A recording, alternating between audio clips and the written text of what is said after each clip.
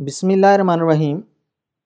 In this video, we will discuss two examples related to the frequency response of the system. So you can see a closed loop system shown in this diagram. This you can see the transfer function of the plant, and this you can consider as a controller over here. So we need to determine the gain K such that the phase margin of the system is 50 degree, right? And then we want to find out the corresponding gain margin. Okay, first of all, we write down the open loop transfer function for this one. Open loop transfer function will be obtained by multiplying these two together, right? So if you multiply, you will be getting this transfer function K into S plus 2 divided by S square. Now we are going to replace S with J omega, that you can observe over here. So this will become the sinusoidal transfer function, right? Now what will be the phase of this one? Let's write down the phase equation. Phase of this constant part, phase of this part minus the phase of this part, right? So now the phase of the constant is 0 and the phase of this part will be tangent inverse of omega by 2, and this is equal to 90 degrees. So total phase that will be introduced by two poles which are at the origin, that will be equal to minus 180 degree, right? So this is the phase equation of this system. As the frequency will change, the phase will change. So what about the phase? The phase will always be more than minus 180 degree, because this will be having, let's suppose, some positive value 20 degrees. So the net, let's suppose if it is 20 degree, 20 minus 180 degree, it will be minus 60 degree, that is above minus 180 degree. So phase will always be greater than minus 180 degree. So there will be no crossing of the minus 180 degree line. So your gain margin is infinite. Okay, now the requirement for the phase margin is that it should be 50 degree. And how we calculate the phase margin? Phase margin is written as, is given as 180 degree plus the phase of your system, and in this case it is h of j omega. Let's suppose at omega is equal to gain crossover. At the gain crossover frequency, whatever is the phase of your magnitude plus 180 degree, that is the phase margin, right? So now let's calculate the phase of the system at the gain crossover frequency, and it is specified that phase margin should be 50 degree. So if we use this equation of the phase margin, that it should be equal to 180 degree plus the phase of your system at the gain crossover frequency at omega equal to omega gc, and we need it equal to 50 degree. So using this equation, now you can find out the phase of the system at the gain crossover frequency. So that comes out to be minus 130 degree.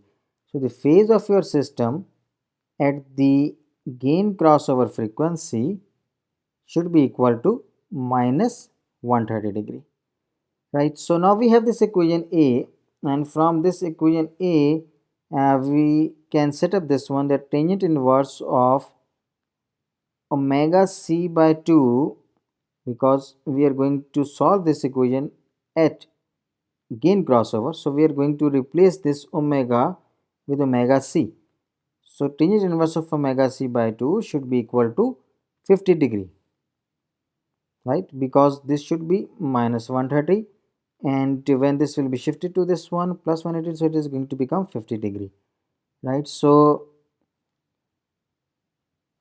we have this equation, and if we solve it, so omega c, that is the gain crossover frequency, will be equal to 2.3835 radian per second. So at this frequency, the phase that is required, phase margin that is required, that is 50 degree, right? Okay, now If we look at this equation A, the equation A shows that phase will never be less than minus 180 degree. The phase curve will never cross minus 180 degree line. Therefore, the gain margin is infinite dBs, that we have already discussed. Now we are going to find out the gain K such that your gain margin is equal to 50 degree. So for 50 degree, we have calculated the frequency, that is 2.3835, and the magnitude of your system at this frequency should be equal to 1 because the log of 1 is 0. So there should be 0 dB. The magnitude of your transfer function must be equal to 0 dB at omega equal to 2.3835 radian per second, right? So setting it equal to 1 and then solving it, so this equation can be written like that, and from here we can find out the k is 1.8259.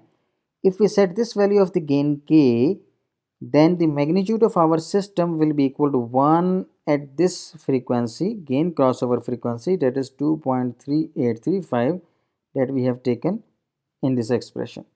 So at this frequency the gain will become 0, right? And when the gain becomes 0 at that frequency, the phase of your system is considered, and from that phase margin is calculated, that is 180 degree plus the phase of your system at omega equal to omega gain crossover. So will be calculating the gain at that phase and then adding it with 180, you will get the phase margin. So we are interested in the phase equation at this frequency, and that we have set equal to 50 degree, phase margin we have set equal to 50 degree. So now we have calculated the gain k, and for this value of the gain k at this frequency of 2.3835, your magnitude is going to become 1. It means it is crossing the 0 dB line. So at this point your phase margin will be equal to 50 degree. So in this system, if you set this k equal to 1.8259, then the phase margin of the system will be 50 degree, right? Okay, now let's move to the second example. It's a standard second order system and we want to determine the bandwidth of this system. So what is the bandwidth? It is the set of those frequencies which pass through your system with little or no attenuation.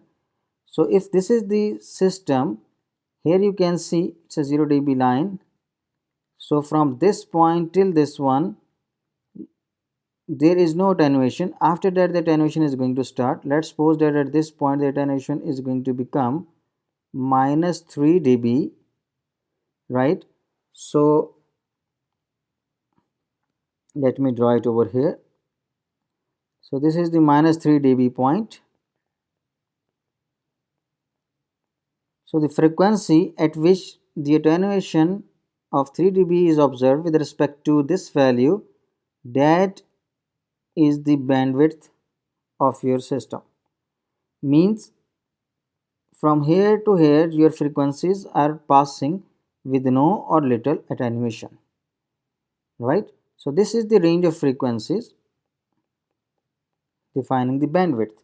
So the bandwidth is determined by setting the magnitude is equal to minus 3 dB. 20 log of the magnitude of your closed loop transfer function should be equal to minus 3 dB or minus 3.01 dB, because at this point if you look at this one, 20 log of 0.707, it is equal to minus 3.01 dB. So we will be setting the magnitude of this will be equal to 0.707.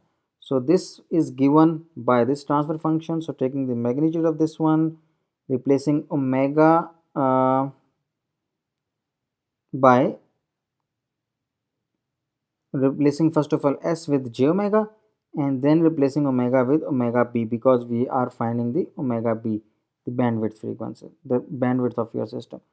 Okay, so setting this magnitude equal to 0.707 and then simplifying this expression, Further, if you go through these mathematical steps, we can write it like this, and then taking this omega n power 4 to this side, so this side can be written like this.